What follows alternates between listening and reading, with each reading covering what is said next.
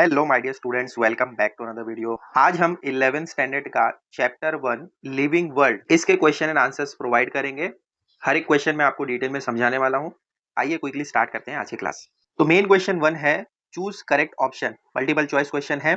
इसमें ए दिया है which is not a property of living being. 4 option आपको दिए गए हैं। क्वेश्चन आपको पूछ रहे हैं कौन सा लिविंग बीइंग का प्रॉपर्टी नहीं है।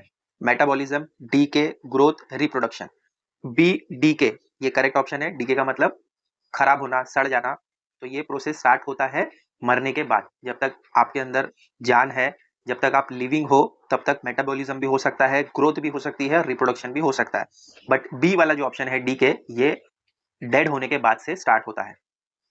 क्वेश्चन बी है a particular plant is strictly seasonal plant. Which one of the following is best suited if it is to be studied in the laboratory. Question में आपको पूछते हैं कि एक पर्टिकुलरली सीजनल प्लांट है जिसको अगर आपको स्टडी करना है लेबोरेटरी में, तो उसके लिए बेस्ट एरिया क्या होगा। हर्बेरियम, म्यूजियम, बोटेनिकल गार्डन या फिर डी फ्लावर एग्जीबिशन। तो इसका करेक्ट ऑप्शन है ए हर्बेरियम। क्वेश्चन सी है a group of students found 2 cockroaches in the classroom. They had a debate whether they are alive or dead. Which life property will help them to do so? Question पूछ रहे हैं कि एक group of student है जिनको class में cockroaches मिले हैं। ठीक है, 2 कॉकरोचेस हैं।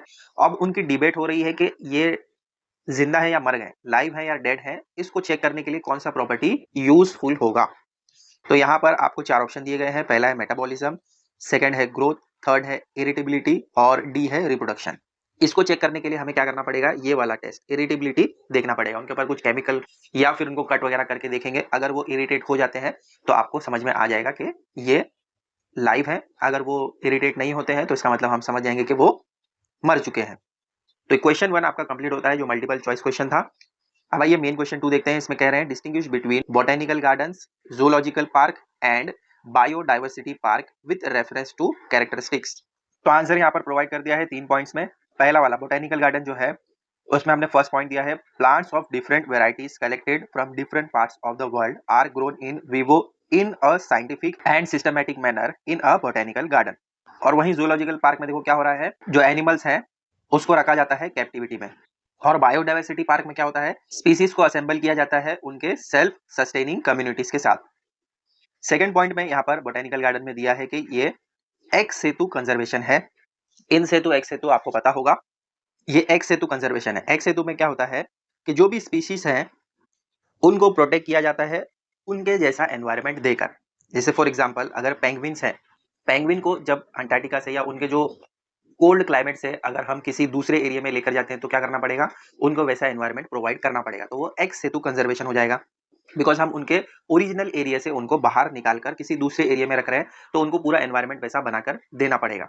तो उसको कहते हैं एक्स सेतु कंजर्वेशन। इन सेतु कंजर्वेशन में क्या होगा कि हम उसको उसी एरिया में ग्रो करेंगे। मतलब अगर पेंगुइन्स हैं तो उनको हम एंटार्क्टिका में ही या कोल्ड रीजन में ही उनको ग्रो करने का ट्राई करेंगे, उनको वैसा ही एरिया प्रोवाइड करेंगे, उनके ही एरिया में उनको ग्रो करेंगे। एक्स सेतु में क्या होता है कि उनको उनके एरिया से हटाकर किसी दूसरे एरिया में लेकर जाएंगे, बट उनको आर्टिफिशियली वो एरिया बनाकर देना पड़ेगा। तो वो होता है एक्स सेतु कंजर्वेशन। ये मैंने आपको शॉर्ट में समझाया। नेक्स्ट, जूलॉजिकल पार्क में भी हम एक्स सेतु कंजर्वेशन टाइप ही यूज करते हैं। बायोडाइवर्सिटी पार्क में हमें इन सेतु कंजर्वेशन यूज करना पड़ेगा, क्योंकि यहाँ पर जो लाइफ है, बायो का मतलब लाइफ होता है और डाइवर्सिटी मतलब वेराइटीज, अलग अलग टाइप की लाइफ है, तो उनको हमें उनके हिसाब से ट्रीट करना पड़ेगा। थर्ड पॉइंट में हमने लिखा है it is related to conservation of various. ये कंजर्वेशन रिलेट करेगा फाउना से और ये रिलेट करेगा बायोडाइवर्सिटी से। इजी पॉइंट्स है, अपने ओन वर्ड्स में भी लिखोगे तो चलेगा, बट उसमें लॉजिक होना चाहिए। तो ये हो गया आपका मेन क्वेश्चन 2 कंप्लीट। अब आइए मेन क्वेश्चन 3 देखते हैं। आंसर द फॉलोइंग क्वेश्चंस है। तो यहाँ पर अलग अलग क्वेश्चंस आपको दिए गए हैं, सिचुएशन दी जाएगी, उसके हिसाब से आपको आंसर करना है। फर्स्ट क्वेश्चन है जिजामाता उद्यान the famous zoo in Mumbai has a acclimatized Humboldt penguins. Why should penguins be acclimatized when kept at a place away from their natural habitat? अभी जैसे मैंने आपको बताया कि पेंगुइन्स को अगर हम उनके ओरिजिनल एरिया से हटाते हैं तो उनको वैसा क्लाइमेट क्यों प्रोवाइड करना पड़ेगा, यही क्वेश्चन आपको पूछ रहे हैं। तो आंसर में देखो हमने क्या लिखा है। पहला पॉइंट है जूलॉजिकल पार्क यानी जू जो है ये एक्स सेतु कंजर्वेशन है in which wild animals are kept in captivity. सबसे पहले तो आपको जूलॉजिकल पार्क ये पता होना चाहिए कि एक्स सेतु कंजर्वेशन है। यही हमने फर्स्ट पॉइंट लिखा है, जिसमें हम एनिमल्स को कैप्टिविटी में रखते हैं, उनके हिसाब से एनवायरनमेंट बनाकर देते हैं। सेकंड पॉइंट है Humboldt penguins are native to South America and the surrounding environment differs significantly at Jijamata उद्यान जू इन मुंबई। तो जो Humboldt penguins हैं वो साउथ अमेरिका के नेटिव प्लेस से बिलोंग करते हैं और जो सराउंडिंग एनवायरनमेंट है उनका जिजामाता में वो डिफर करता है वहां से। थर्ड पॉइंट में लिखा है in order to ensure that these penguin survive longer and are healthy they need to be acclimatize, यानी उनको एडजस्ट करना पड़ेगा उनके न्यू एनवायरनमेंट से स्लोली। डायरेक्टली हम उनको वैसे पुट नहीं कर सकते, स्लोली और ग्रेजुअली हमें उनको उस एनवायरनमेंट से फेमिलियर करना पड़ेगा। फोर्थ वाला पॉइंट है if they are not acclimatize, यानी अगर उनको हमने एडजस्ट नहीं किया और the facilities in the zoo where the penguins are kept are not optimal, optimal या फिर आप सुटेबल भी लिख सकते हैं, they may develop abnormal stress and exhibit unusual behavior due to it. अगर हमने उनको उनके हिसाब का एनवायरनमेंट नहीं प्रोवाइड किया, जो फैसिलिटी उनको चाहिए जिसमें वो यूज टू हो सके, अगर हमने वो एनवायरनमेंट उनको प्रोवाइड नहीं किया तो वो उनको सुटेबल नहीं होगा, जिसकी वजह से वो अब नॉर्मल स्ट्रेस अपने आप पर ले लेंगे, बीमार पड़ जाएंगे। फिफ्थ पॉइंट में लिखा है these penguins may also be more prone to contracting certain diseases since they are suited to living in a particular climatic condition. जिसमें वो रहते हैं, जो क्लाइमेटिक कंडीशन में वो रहते हैं उनको वो प्रोवाइड करना जरूरी है, बिकॉज अगर वो प्रोवाइड नहीं किया तो उनको कोई डिजीज लग सकती है और बीमार हो सकते हैं। सिक्स पॉइंट है to ensure of this penguins consist of water pool, इनको वाटर पूल भी चाहिए, एयर हैंडलिंग यूनिट्स चाहिए, टाइम टू टाइम उनको ठंडी हवाएं चाहिए, and chiller system to maintain temperature between 12 to 14 degree Celsius. ये टेम्परेचर मेंटेन रखना पड़ेगा, विद उनको वाटर पूल्स देना पड़ेगा और एयर हैंडलिंग यूनिट देना पड़ेगा। Where the penguins were kept for around 8 to 10 days to get acclimatized to their new environment before allowing any visitor inside the zoo। तो ये सारा एनवायरनमेंट उनको प्रोवाइड करने के बाद 8 से 10 दिन देना पड़ेगा ताकि वो न्यू एनवायरनमेंट में एडजस्ट हो जाए, और इस बीच उनको कोई भी विजिटर से मिलना अलाउ नहीं करना होगा जू में। तो इस तरीके से आप आंसर लिख सकते हैं, ये 6 पॉइंट प्रोवाइड किया है। आई थिंक इजीली समझ आ गया होगा। क्वेश्चन बी है Riya found peculiar plant on her visit to Himachal Pradesh, what are the ways she can show it to her biological teacher and get information about it। Question में पूछा जा रहा है कि रिया को एक पिक्यूलियर, एक अलग टाइप का प्लांट मिला हिमाचल में जब वो विजिट करने गई थी, तो वो उसको किस तरीके से प्रिजर्व करें, रखें, ताकि अपनी बायोलॉजिकल टीचर को बताकर उसके बारे में इंफॉर्मेशन गेन करें। तो आंसर में हमने क्या लिखा है, देखो, Riya can plug the plant and preserve it in the form of herbarium before presenting it to her teacher. मतलब रिया जो है उसको एक तरीके से प्रिजर्व कर सकती है हर्बेरियम में जब तक वो अपनी टीचर को नहीं दिखा देती। However, this is not recommended because it destroys local biodiversity. As a result, she can photograph the plant and present it to her teacher. The detailed structure of the plant can also be noted with careful observation। हालांकि ये जो herbarium वाला तरीका है ये उतना useful नहीं होगा और इसको हम रिकमेंड नहीं कर सकते, बिकॉज अगर हम इसको रिकमेंड करेंगे तो उससे लोकल बायोडाइवर्सिटी जो है वो डिस्ट्रॉय हो सकती है। बिकॉज ऐसा हो सकता है कि ये जो प्लांट है वो दूसरों के लिए हार्मफुल हो जहां पर भी उसको रखा जाएगा, या हो सकता है कि ये खुद भी सर्वाइव ना कर सके। तो बेटर क्या होगा, या तो आप उसके फोटोज ले सकते हैं या फिर उसका जो स्ट्रक्चर है किस तरीके से है उसका डिटेल आप अपने टीचर को बता सकते हैं, और उसका केयरफुल ऑब्जर्वेशन करके अगर आप डिस्कस करेंगे तो हो सकता है कि आपको उसके बारे में इंफॉर्मेशन मिल जाए। एक और तरीका हो सकता है कि जो आपको प्लांट मिल रहा है उसको आप बिल्कुल प्रेस कर दीजिए इस तरीके से और उसको ट्राई कीजिए कि प्रिजर्व करें ऐसे एरिया में जहां पर एयर वाटर वगैरह ना हो, और फिर नेक्स्ट डे या जब भी आपकी मुलाकात होगी अपने टीचर से तब आप उसको दिखाकर इन्फॉर्मेशन ले सकते हैं। ये भी एक तरीका हो सकता है। और भी कोई वे अगर आपको पता है जिससे कि आप इन्फॉर्मेशन ले सकते हैं या इन प्लांट को प्रिजर्व कर सकते हैं जो दूसरे एरिया से बिलोंग करते हैं, तो वो भी आप वे लिख सकते हैं। मेन क्वेश्चन सी है at Andaman authorities do not allow tourist to collect shells from beaches, why it must be so. Question में क्या पूछा जा रहा है, अंडमान में अथॉरिटीज जो है वो टूरिस्ट को अलाउ नहीं करती है कोई भी शेल वगैरह कलेक्ट करने के लिए। बीचेस वगैरह पर जाते हैं तो वहां पर शेल्स दिखती हैं तो कलेक्ट करना अलाउड नहीं है, तो ऐसा क्यों है इसका रीजन पूछ रहे हैं। आंसर में फर्स्ट पॉइंट दिया है sea shells are an important part of the coastal ecosystem and are crucial for the survival of various marine creatures. Coastal ecosystem में बहुत सारे आते हैं तो हो सकता है कि उनके सर्वाइवल के लिए वो जरूरी हो, वहां के जो क्रिएचर है, मरीन क्रिएचर है, उनके लिए वो इंपॉर्टेंट हो सकता है। नेक्स्ट सेकंड पॉइंट में लिखा है they provide material for building nest of bird and also act as substratum for attachment of algae, sea grass, sponges and various microbes. इन सी शेल्स को मटेरियल के तौर पर यूज किया जा सकता है। जो बर्ड के नेस्ट होते हैं, बर्ड के जो घर होते हैं, उनमें इन सी शेल को यूज किया जा सकता है। इसमें एल्गे वगैरह भी ग्रो हो सकते हैं, सी ग्रास वगैरह ग्रो होती है, स्पॉन्जेस ग्रो हो सकती है, और माइक्रोब्स के लिए भी ये यूजफुल हो सकता है। तो अगर आप सी शेल को वहां से हटा देंगे तो इन सारे का जो सिस्टम है, इकोसिस्टम है, वो इफेक्ट हो सकता है। थर्ड पॉइंट है fishes use shells for hiding from predators, whereas hermit crabs use shell as temporary shelters. अब देखो वहाँ की जो फिशेज हैं और क्रैब्स हैं ये अपने लिए टेम्पररी शेल्टर के तौर पर यूज करते हैं। फिशेज जो है वो हाइड करने के लिए यूज कर सकती हैं शेल्स को, तो अगर आप शेल्स हटा देंगे तो इनका इकोसिस्टम भी हिल जाएगा। फोर्थ पॉइंट में लिखा है removal of sea shell from sea shores में also indirectly affect the rate of shore line erosion. तो वहां का जो शोर लाइन इरोजन है वो भी इफेक्ट हो सकता है। Hence in an attempt to protect the ecosystem authorities in Andaman do not allow tourist to collect shells from beaches. वहां के इकोसिस्टम को प्रोटेक्ट करने में ये शेल्स जो है वो काम आते हैं, इसीलिए वहां की अथॉरिटीज मना करती है शेल्स को कलेक्ट करना। समझा? अब आइए क्वेश्चन डी देखते हैं। Why do we have greenhouse in botanical gardens? Simple answer है इसका। फर्स्ट पॉइंट दिया है green house is a structure with suitable walls and a roof in which plants are grown under regulated climatic conditions. Greenhouse क्या है आपको already पता होगा। Second point में लिखा है most botanical garden exhibit ornamental plants which requires strength optimum climatic conditions for their growth and or flowering. Third point is the greenhouse associated with botanical gardens are also used to grow and propagate those plants that may not survive seasonal changes. Hence, in order to provide optimum temperature for better growth and flowering and also to protect the plant from certain diseases, there are greenhouses in botanical gardens. I think read करते आपको समझ में आ जाएगा, ज़्यादा कुछ extra समझाने जैसा है नहीं। क्वेश्चन ई है What do you understand from terms like in situ and ex situ conservation? मैंने जैसे कि आपको पहले ही बताया, फिर भी मैं आपको आंसर रीड करके बता देता हूँ।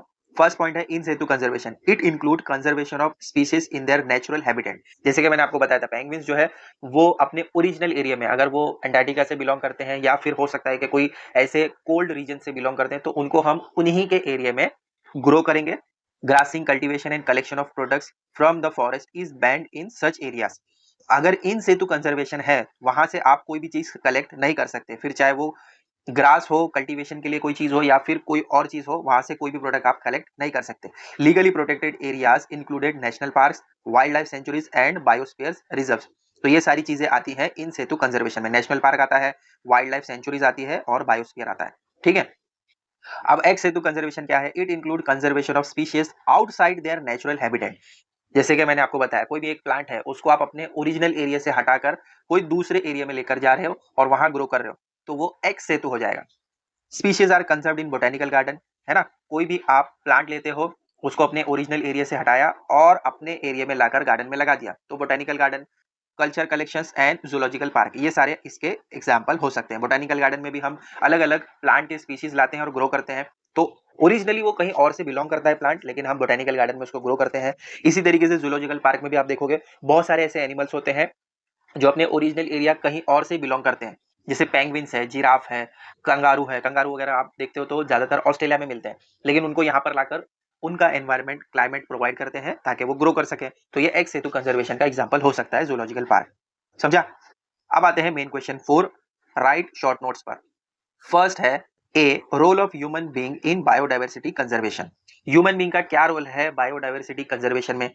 बायोडाइवर्सिटी मैंने आपको बताया, bio means life, diversity means variety. अलग अलग टाइप की लाइफ है, जैसे मरीन लाइफ है। फिर अगर आप लैंड पर देखते हैं तो एनिमल्स में भी बहुत सारे टाइप की आपको लाइफ देखने को मिलती है, बहुत सारी स्पीशीज है। तो बायो मीन्स लाइफ, प्लांट की लाइफ है, एनिमल की लाइफ है।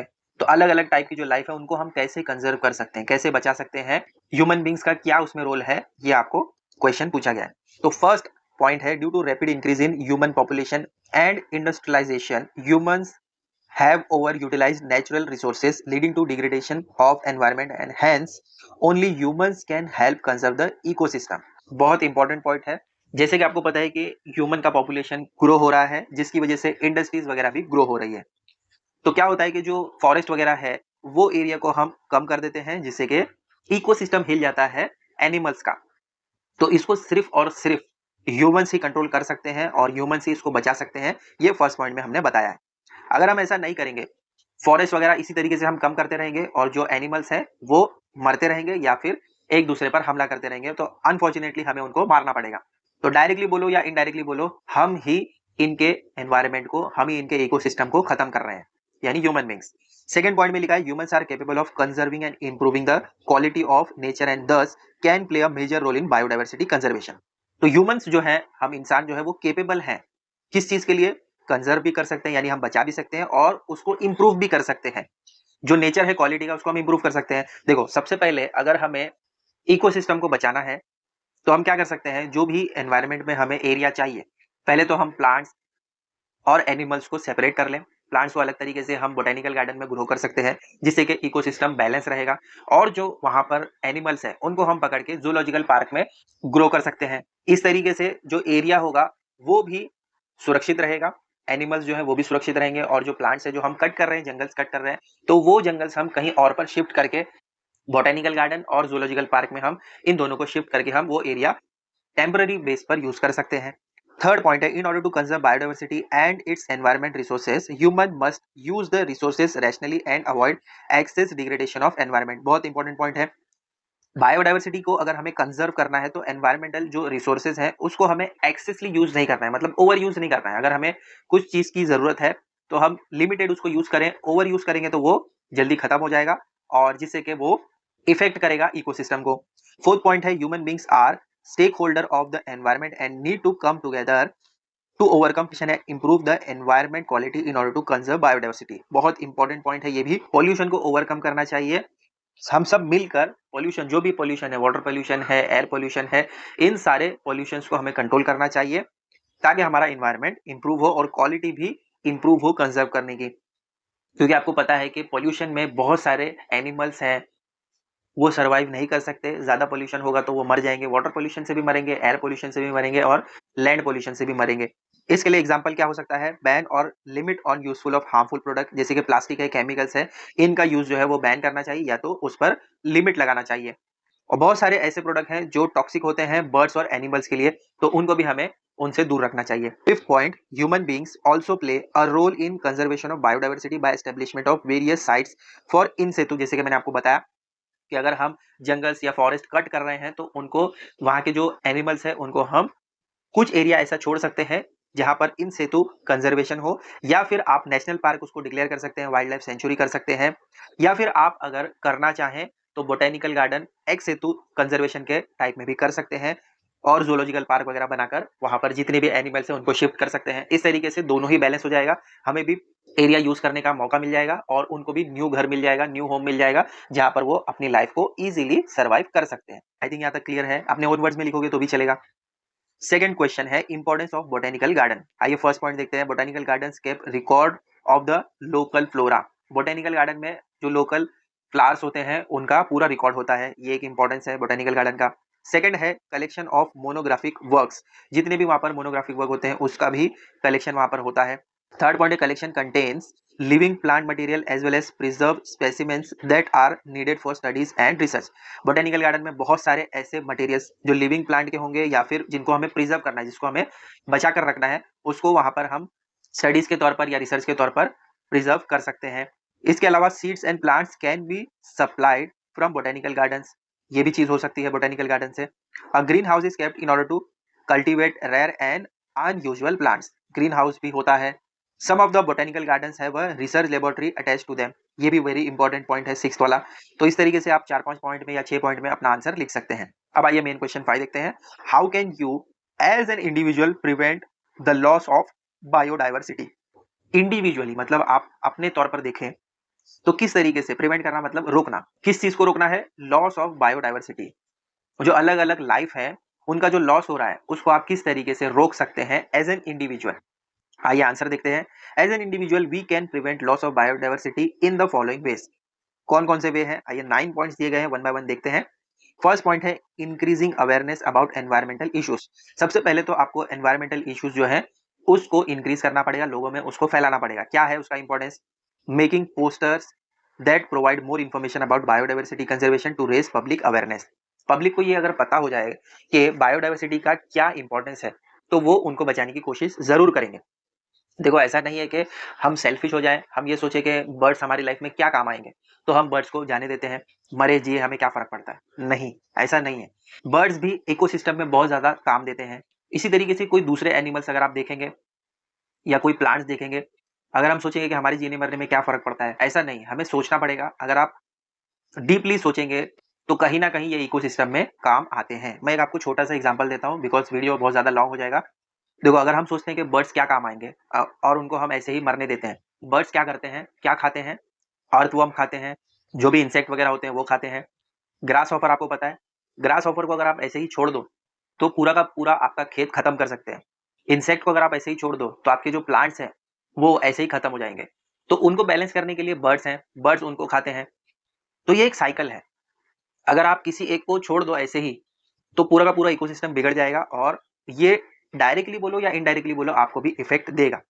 वैसे अगर आप प्लांट्स को या ट्रीज को छोड़ देते हो कि चाहे वो ग्रो हो या ना ग्रो हो, हमें क्या फर्क पड़ता है। तो अगर ऐसे ही वो कट होते रहेंगे या फिर किसी चीज से ऐसा इफेक्ट हो रहा है कि वो ग्रो नहीं हो रहा है, तो क्या होगा, हमारा जो ओजोन लेयर है वो डिप्लीट हो जाएगा। बिकॉज जो गैसेस हैं उसको अब्सॉर्ब करने का काम कौन करता है, ये प्लांट्स और ट्रीज ही करते हैं। जो पॉइजनस गैसेस हैं, जो एयर पोल्यूशन है, उसको कंट्रोल कौन करता है, मैक्सिमम चीजें जो एयर पोल्यूशन में होती है उसको कंट्रोल करने वाले ज्यादातर प्लांट्स और ट्रीज हैं। अगर हम ध्यान ही ना दें कि ट्रीज और प्लांट्स ग्रो हो या ना हो, हमें क्या फर्क पड़ता है, तो ये डायरेक्टली ओजोन लेयर पर इफेक्ट होगा।